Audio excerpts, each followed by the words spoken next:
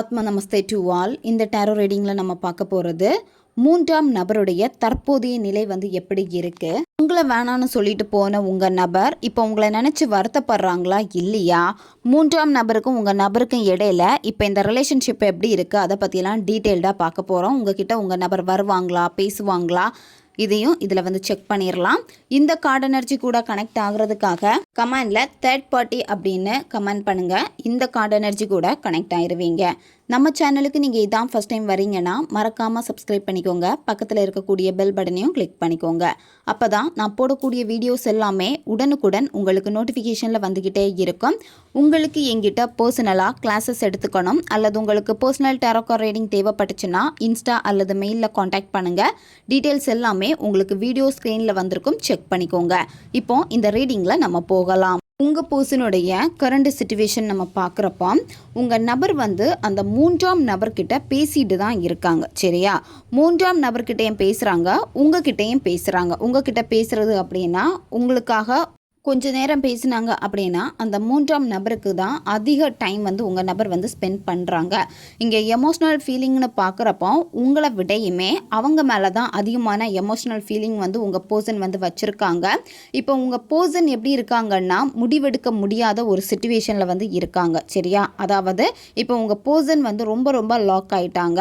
உங்ககிட்ட பேசினாலுமே அவங்க முழு நேரம் யாருக்காக அதிக டைம் ஸ்பெண்ட் பண்ணுறாங்க அப்படின்னு பார்க்குறப்ப அந்த மூன்றாம் நபருக்காக தான் அதிக டைம் ஸ்பெண்ட் பண்ணுறாங்க. உங்கள் பர்சன்னால் அந்த மூன்றாம் நபரை அவாய்ட் பண்ண முடியாது. ஏன் அவாய்ட் பண்ண முடியாது அப்படின்னு பார்க்குறப்ப உங்கள் நபர் அந்த ரிலேஷன்ஷிப்பை அவங்களால முழுசாக கட் பண்ணி விட முடியலை. சரியா? அதுதான் ரீசன். ஏன்னா உங்கள் நபர் அதில் ரொம்ப அடிக்டடாக இருக்காங்க. அந்த பர்சன் கூட இருக்கக்கூடிய அந்த ரிலேஷன்ஷிப்பில் உங்ககிட்ட பேசுகிறாங்க, ஒரு சில நேரம் பேசுகிறாங்க அப்படின்னா முழு மனதோடு பேசுகிறாங்களான்னு பார்க்குறப்ப முழு மனதோடு பேசலை. சரியா? ஏன்னா உங்கள் நபருக்கு இப்போ ஏதோ ஒரு சோகம் அவங்க முகத்தில் நல்லாவே தெரியுது. ஏதோ ஒரு சோகம் இருக்குது. அதனால தான் இப்போ நீங்கள் போட்டிருக்கக்கூடிய இந்த எஃபோர்ட், இந்த ரிலேஷன்ஷிப்புக்காக சில எஃபோர்ட் எல்லாம் போட்டிருக்கீங்கல்ல, அது இன்னுமே பார்த்தீங்கன்னா ஒரு புதிய பிகினிங்குக்கு வரலை. சரியா? இந்த ரிலேஷன்ஷிப்பில் உங்களுக்கு ஒரு புதிய வாய்ப்பு இருக்குது. ஆனால் அது இன்னுமே துளிர் விடாமல் தான் இருக்குது. இந்த ரிலேஷன்ஷிப்பை நம்ம செக் பண்ணுறப்ப சுற்றி இருக்கக்கூடிய விஷயங்கள் எல்லாமே உங்களுக்கு ஃபேவராக தான் இருக்குது. அதை நினச்சி நீங்கள் கவலைப்படவே வேண்டாம். இப்போ நீங்கள் மேனிஃபெஸ்டேஷன் பண்ணிகிட்டு இருக்கீங்க அப்படின்னா ரிசல்ட்டு கிடைக்கலையே அப்படின்னு சொல்லிட்டு வேண்டாம் வெறுப்பாக இருக்க வேண்டாம். நீங்கள் செய்யக்கூடிய அந்த மேனிஃபெஸ்டேஷனை ப்ராப்பராக நீங்கள் செஞ்சுக்கிட்டே இருங்க. உங்கள் பர்சன் இப்போ தீவிரமாக கொஞ்சம் பணம் சேமிக்கணும் அப்படின்னு சொல்லிட்டு அந்த வேலைகளை செஞ்சுக்கிட்டே இருக்காங்க. ஏன்னா உங்கள் நபருக்கு இப்போ பண தேவைகள் இருக்குது. பண தேவை இருக்கிறனால இப்போ அவங்க என்ன பண்ணுறாங்க அப்படின்னா எமோஷ்னல் எல்லாத்தையுமே உங்ககிட்ட கண்ட்ரோல் பண்ணிக்கிட்டே இருக்காங்க. ஏன்னா உங்களுக்கு என்ன பதில் சொல்லணும்னு உங்கள் நபருக்கு இன்னுமே தெரியாமல் இருக்குது. பேசுகிறாங்க, எப்பாவது பேசுவாங்க, டெய்லி பேசுகிறது கிடையாது. அவங்களுக்கு தோணுனா பேசுவாங்க. இந்த மாதிரி இருக்குது. ஏதோ ஒரு விஷயத்தில் அதிகமாக யோசிச்சுக்கிட்டே இருக்காங்க. யோசனைகள் ரொம்ப ரொம்ப அதிகமாக இருக்குது. ஆனால் பிரச்சனைகள் உங்கள் நபருக்கு இருக்கிறதுனால அதை எப்படி சமாளிக்க முடியாமல் தெரியாமல் இப்போ கொஞ்சம் தவிக்கிறாங்க. சரியா? அதனால தான் இப்போ உங்களுக்காக அந்த டைம் பெருசாக ஸ்பெண்ட் பண்ணலை. மூன்றாம் நபர்கிட்ட பேசுகிறாங்க அப்படின்னா உங்களை விடையுமே அவங்கக்கிட்ட கொஞ்சம் டீப் கனெக்ஷன் இருக்குது. அதனால தான் அவங்களும் கொஞ்சம் சப்போர்ட் பண்ணுறாங்க. அந்த மூன்றாம் நபரும் பணம் ரிலேட்டடாக சப்போர்ட் பண்ணுறதுனால கொஞ்சம் அவங்க பேச்சை கேட்குற மாதிரி இருக்குது. அதனால தான் கொஞ்சம் உங்களை அவாய்ட் பண்ணிக்கிட்டே இருக்காங்க. உங்கள் நபருக்கு இப்போ மெயினாக இருக்கிறது என்னென்னு பார்க்குறப்ப பண தேவை இருக்குது. சரியா? அதனால தான் இப்போ அவங்க உட்காந்து அதிகமாக யோசிக்கிறாங்க. அதிகமான விஷயங்கள்னு வரப்போ அவங்கள பற்றி தான் யோசிக்கிறாங்களே தவிர மற்றபடி ஃபேமிலி வேறு விஷயங்கள் இது எதுவுமே அவங்களுக்கு பெருசாக இல்லை. சரியா? உங்கள் நபருக்கு இருக்கக்கூடிய அந்த பண பிரச்சனைகளை சரி பண்ணணும். வேலை போயிருக்கோம் சடனாக, இல்லை ஏதாவது வேலை தேடிட்டு இருப்பாங்க, இன்னும் கிடைக்காம இருந்திருக்கும். யார்கிட்டே இருந்தாவது பணம் வாங்கியிருப்பாங்க, கொடுக்க முடியாமல் இருந்திருக்கும். இல்லை அவங்களுக்கு மாதம் மாதம் இஎம்ஐ பே பண்ணுற மாதிரி இருந்து கட்ட முடியாமல் முடியாமல் இருந்திருக்கேன். இந்த மாதிரியான ஒரு சின்ன சின்ன பணம் ரிலேட்டடான சிக்கல்கள் வந்து இப்போ கரண்டாக உங்கள் பர்சனுடைய இதில் வந்து தெரியுது. உங்கள் பர்சன் உங்ககிட்ட வரதுக்கான ப்ராசஸ் வந்து ஸ்லோவாக தான் இருக்குது. ஓகேவா, ஸ்பீடாக வந்து இல்லை. உங்ககிட்ட வருவாங்களான்னு பார்க்குறப்ப வந்து வராங்க. ஏன்னா இப்போ அவங்களுக்கு நிறைய சுமைகள் இருக்குது. அந்த சுமைகளை சுமந்துக்கிட்டே வரனால தான் வந்து பார்த்திங்கன்னா இன்னுமே வந்து உங்கள் நபரால் வந்து ஒரு தெளிவான முடிவுகள் வந்து இந்த ரிலேஷன்ஷிப்பில் எடுக்க முடியாமல் வந்து இருக்குது. சரியா, உங்ககிட்ட வரப்போ ரொம்ப ஹாப்பியாக அப்படின்னு வருவாங்களான்னு பார்க்குறப்ப இல்லை. ஏதாவது ஒரு பிரச்சனையை வச்சுட்டு தான் உங்ககிட்ட வந்து வருவாங்க. சரியா, இன்னும் கொஞ்சம் தூரம் அவங்க வந்து எல்லாத்தையும் சரி பண்ணிட்டு வரணும் அப்படின்னு வந்து நினைக்கிறாங்க. அவங்க உங்ககிட்ட வரப்போ வந்து எல்லாமே சரி பண்ணி ஒரு சந்தோஷமாக பேசணும் அப்படின்னு அவங்க வந்து நினைக்கிறாங்க. அதனால தான் வந்து பார்த்திங்கன்னா இப்போ வந்து கொஞ்சம் ப்ராசஸ் வந்து கஷ்டமாக வந்து இருக்குது. ஏன்னா அவங்களுடைய லைஃப்பும் வந்து பார்க்குறப்போ ரெஸ்பான்சிபிலிட்டி வந்து ரொம்ப ரொம்ப அதிகமாக வந்து இருக்குது. அதனாலே வந்து அவங்க லைஃப்பில் வந்து ரொம்ப ஹார்ட் ஒர்க் பண்ணிக்கிட்டே இருக்காங்க. உங்கள் நபர் வந்து ஹாப்பியாக இருக்காங்களா அப்படின்னு பார்க்குறப்ப வந்து ஹாப்பியாக வந்து இல்லை. ஏன்னா அவங்க வந்து இப்போ லைஃப் வந்து கொஞ்சம் அவங்களுக்கு ரொம்ப ஏற்றத்தாழ்வுகள் போல் கொஞ்சம் அவங்களுக்கு இப்போ வந்து சரியில்லாமல் தான் வந்து இருக்குது. அதனால தான் வந்து பார்த்திங்கன்னா உங்ககிட்ட வரதுக்கான அந்த ப்ராசஸ் வந்து ஸ்லோ ஆகுது. இதை வந்து நீங்கள் புரிஞ்சுக்கோங்க. சரியா, உங்கள் நபருடைய லைஃப்லேயும் வந்து சில பிரச்சனைகள் இருக்குது. அதெல்லாமே வந்து சரியாகணும். சரியானா மட்டும்தான் வந்து பார்த்திங்கன்னா உங்ககிட்ட வரக்கூடிய அந்த ப்ராசஸ் வந்து ரொம்ப ரொம்ப ஸ்பீடாக இருக்கும். ஏன்னா இப்போ அவங்களுக்கு வந்து ஓவர் ஸ்ட்ரெஸ் இருக்குது. அது மட்டும் இல்லாமல் இருக்கக்கூடிய பிரச்சனைகளை எப்படியாவது ரிலீஸ் பண்ணி விடணுமே அப்படின்னு வந்து அவங்க நினைக்கிறாங்க. இப்போது ஒவ்வொருத்தரும் உங்கள் ரிலேஷன்ஷிப்பை பற்றி ஒவ்வொரு விதமாக வந்து பேசுகிறாங்க. அது மட்டும் இல்லாமல் அந்த மூன்றாம் நபரை பற்றியும் வந்து ஒவ்வொரு விதமாக பேசுகிறாங்க. இப்போ மூன்றாம் நபருக்கு வந்து உங்களால் சில பிரச்சனைகள் வந்து ஏற்பட்டிருக்கும். அதனாலே அவங்களுடைய ஃபேமிலி வந்து பாதிக்கப்பட்டிருக்கும். சரியா, அதாவது அவங்க ஃபேமிலி வந்து ரொம்ப அதிகமாக இந்த லவ்னு வரப்போ டிஸ்கஸ் பண்ணுறப்போ உங்கள் மேலே தான் அதிக குறைகள் வந்து சொல்கிறாங்க. இப்போ இந்த ரிலேஷன்ஷிப்பில் வந்து நிறைய பேருக்கு வந்து பேரண்ட்ஸ் வந்து அக்செப்ட் பண்ணிக்காமல் இருப்பாங்க. சரியா, ஏன்னா அவங்களுக்குள்ளாடி வந்து பேச்சுவார்த்தைகள் எல்லாம் இருக்கிறப்போ இது வந்து சரியாக வராது அப்படின்னு சொல்லிட்டு இந்த ரிலேஷன்ஷிப் வந்து பிரேக் ஆகிருக்கும். உங்கள் நபர் அதனாலே வேண்டான்னு சொல்லியிருப்பாங்க. ஃபேமிலிக்கு விருப்பம் இல்லை அப்படின்னு சொல்லிட்டு. இதில் ஒரு சில பேருக்கு எப்படி காமிக்குது அப்படின்னா, நீங்கள் வந்து மேரிடாக இருப்பீங்க, உங்களுக்கு வந்து ஒரு பேபி இருக்கும். உங்கள் நபர் வந்து அன்மேரிடாக இருப்பாங்க. அப்படி இருந்துன்னா அவங்க அக்செப்ட் பண்ணிக்க மாட்டாங்க பேரண்ட்ஸ் சைடில். அது கொஞ்சம் இஷ்யூவாக இருக்கும். நீங்கள் வந்து இப்போ சிங்கிளாக இருக்கீங்க. உங்கள் பர்சன் யாருக்காக இந்த ரீடிங் பார்க்குறீங்களோ அவங்க வந்து மேரேஜ் பண்ணி டிவோர்ஸ் பண்ணி அவங்களுக்கும் ஒரு பேபி இருக்கும். சரியா, அவங்களுக்கும் குழந்தை இருக்குது அப்படின்னா உங்கள் சைடில் வந்து எதிர்ப்பு தெரிவிப்பாங்க. இந்த மாதிரி ஏதோ ஒரு சைடில் வந்து எதிர்ப்பு வந்து ரொம்ப நல்லா தெரியுது. ஏன்னா நீங்கள் நிறைய வாட்டி முயற்சிகள் வந்து எடுத்திருக்கீங்க இந்த ரிலேஷன்ஷிப்பில். சரியா, முயற்சிகள் எடுத்தோம். அதில் தடையாக மெயினாக இருக்கிறது யாருன்னு பார்க்குறப்ப லேடி தான் வந்து வேணாம் அப்படின்னு சொல்லிகிட்டே இருக்காங்க. சரி, அவங்க ஃபேமிலி சைடும் சரி அல்லது உங்கள் ஃபேமிலி சைடும் சரி ஒரு லேடினால தான் பிரச்சனைகள் வருது. அதாவது அவங்க சொல்கிறனால தான் இன்னும் அக்செப்ட் பண்ண முடியாமல் இருக்காங்க உங்கள் வீட்லேயும் இந்த காதலுக்காக. நீங்கள் நிறைய வாட்டி முயற்சி பண்ணியிருக்கீங்க இந்த ரிலேஷன்ஷிப்பில். இப்போ கூட முயற்சிகள் நீங்கள் பண்ணிட்டு தான் இருக்கீங்க. அவங்க ஃபேமிலி சைடில் பேசலாமா அப்படின்னு நிறைய பேர் வந்து பிரச்சனை கூட பண்ணியிருப்பீங்க. சரி, அவங்க நபரை வந்து பார்க்க முடியாமல் இருந்திருக்கும். நீங்களே பிரச்சனை பண்ணியிருப்பீங்க. அப்படி இல்லைன்னா உங்கள் நபர் உங்கள் வீட்டில் வந்து பிரச்சனை பண்ணியிருப்பாங்க. இந்த மாதிரியான சில விஷயங்கள் எல்லாமே நடந்திருக்கு. இப்போ என்னென்னா உங்களுக்கு அல்லது உங்கள் நபருக்கு வந்து ஃபேமிலி முக்கியம் அப்படின்னு வந்து இருக்கீங்க. சரியா, ஃபேமிலியும் வேணும் லவ்வும் வேணும் அப்படி வந்து இருக்கீங்க. உங்கள் சிச்சுவேஷன் எப்படி இருக்கோ அதுக்கேற்ற மாதிரி இதை வந்து எடுத்துக்கோங்க.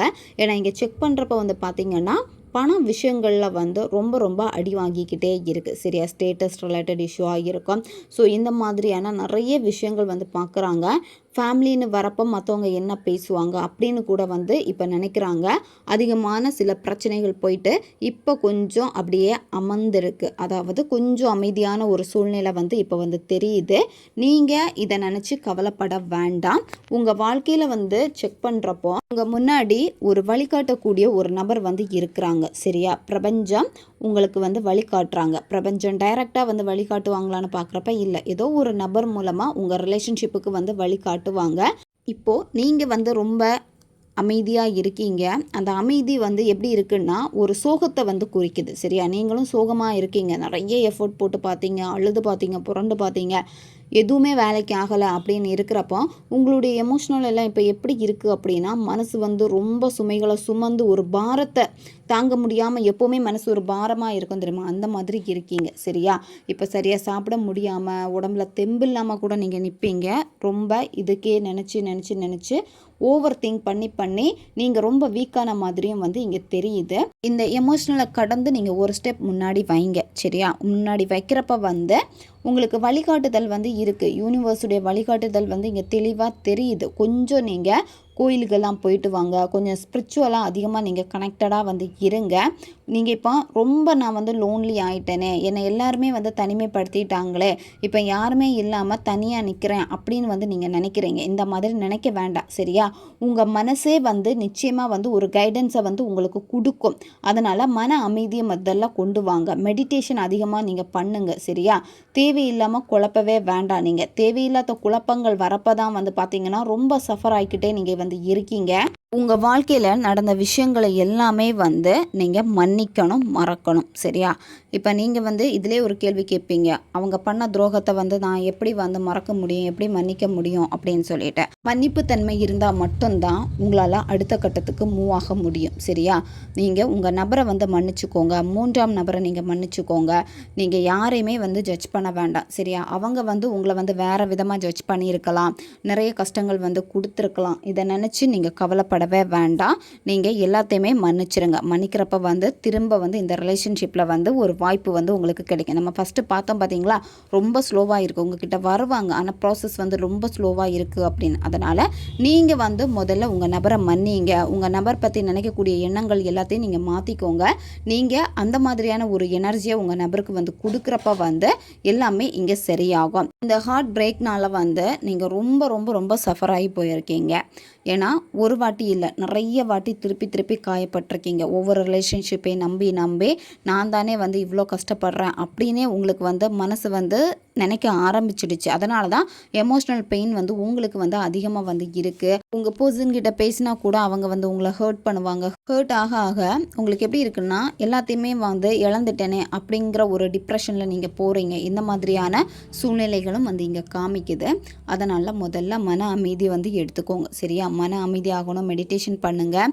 மழை பெய்யுது அப்படின்னா அந்த மழை தண்ணியில் ஒரு குளியலை வந்து நீங்கள் போடுங்க. சரியா? இயற்கை கொடுக்கக்கூடிய அந்த தண்ணியை வந்து உங்கள் உடம்பு ஃபுல்லாக படுற மாதிரி நல்ல ஒரு குளியலை வந்து போடுங்க. நேச்சர் கூட நீங்கள் கனெக்ட் ஆகுறப்போ, உங்களுடைய தலையில் தண்ணி படுறப்போ, உடம்பு ஃபுல்லாக தண்ணி படுறப்போ உங்களுக்குள்ளாடி இருக்க பெயின் எல்லாமே வந்து ரிலீஸ் ஆகுது. நான் ரொம்ப ரிலாக்ஸாக இருக்கேன், நான் ரொம்ப ஹாப்பியாக இருக்கேன் அப்படின்னு நீங்கள் நினச்சிக்கோங்க. ஏன்னா தண்ணிக்கு வந்து உங்களை மாற்றக்கூடிய சக்தி வந்து இருக்குது. அதனால் மழை பெய்யுது அப்படின்னா மழையில் வந்து ஒரு குளியலை போடுங்க. அப்படி இல்லைன்னா நீங்கள் நார்மலாக குளிக்கிறப்ப வந்து இந்த மாதிரியான வார்த்தைகளை சொல்கிறப்போ உங்கள் பெயின் எல்லாமே உங்களை விட்டு கொஞ்சம் கொஞ்சமாக ரிலீஸ் ஆகிரும். உங்கள் லைஃப்பில் வந்து ஒரு புதிய ஃபீலிங் வந்து கிடைக்கும். சரியா? உங்களுக்கு கிடைக்கக்கூடிய அந்த ஃபீலிங்ஸ் வந்து பார்த்திங்கன்னா ரொம்ப ஈஸியாக வந்து பிரபஞ்ச சக்தியோடு நீங்கள் கனெக்ட் ஆகிருவீங்க. இப்போது நீங்கள் போகக்கூடிய பாதை வந்து கரெக்டாக தான் இருக்குது. என்ன அப்படின்னா, உங்களுக்குள்ளாடி அந்த பெயின் இருக்குது பார்த்தீங்களா, அதனால தான் வந்து பார்த்திங்கன்னா சரியாக இன்னும் ரீச் ஆகாமல் இருக்குது. இதில் நம்ம வந்து லாஸ்ட் கார்டு வந்து செக் பண்ணுறப்பவே உங்களுக்கு இதில் வந்து நியூ பிகினிங் வந்து இருக்குது. சரியா? நிறைய பேருக்கு வந்து பார்த்திங்கன்னா நீங்கள் புதிய ஒரு ஃபீலிங்ஸில் வந்து போக போகிறீங்க. நிறைய பேருக்கு புதிய லவ் வந்து வரப்போகுது. நிறைய பேருக்கு வந்து பார்த்திங்கன்னா மேரேஜ் ரிலேட்டடான பேச்சுக்கள் வந்து எடுக்க போகிறாங்க இந்த ரிலேஷன்ஷிப்பில். அது மட்டும் இல்லாமல் கொஞ்ச நாளாக வந்து நீங்கள் பிரிஞ்சிருக்கீங்க, பேபிக்காக வெயிட் பண்ணிகிட்ருக்கீங்க அப்படின்னா புதிய பேபி உங்கள் லைஃப்பில் வந்து வரப்போகுது. இந்த மாதிரியான ஒரு புதிய சம்பவம் வந்து உங்கள் லைஃப்பில் வந்து நடக்க போகுது. உங்களுக்குள்ளாடி இருக்கக்கூடிய அந்த பெயினை வந்து முதல்ல நீங்கள் ரிலீஸ் பண்ணிடுங்க. பிரபஞ்சமே ஒரு கைடன்ஸை வந்து உங்களுக்கு வந்து கொடுத்துருவாங்க. சரியா? ஆல்ரெடி நம்ம சொன்ன மாதிரி தான் ஏதோ ஒரு வழியில் வந்து உங்களுக்கான ஒரு கைடன்ஸ் வந்து நிச்சயமாக வந்து கிடைக்க போகுது. அதனால் இப்போ எமோஷ்னலாக தான் நீங்கள் ரொம்ப ரொம்ப அடி வாங்கிக்கிட்டே இருக்கீங்க. அதில் இருந்து முதல்ல நீங்கள் ரிலீஸ் ஆகுங்க. ஓகே காய்ஸ், இதுதான் இந்த ரீடிங். இது வந்து ஜென்ரல் ரீடிங் தான். பொருந்தக்கூடிய விஷயங்களை மட்டும் எடுத்துக்கோங்க, மற்றதை விட்டுருங்க. உங்களுக்கு பர்சனல் டாரோ கார்ட் ரீடிங் தேவைப்பட்டுச்சுன்னா இன்ஸ்டா அல்லது மெயிலில் காண்டாக்ட் பண்ணுங்கள். அடுத்து ஒரு வீடியோ பதிவில் சந்திக்கலாம். நன்றி.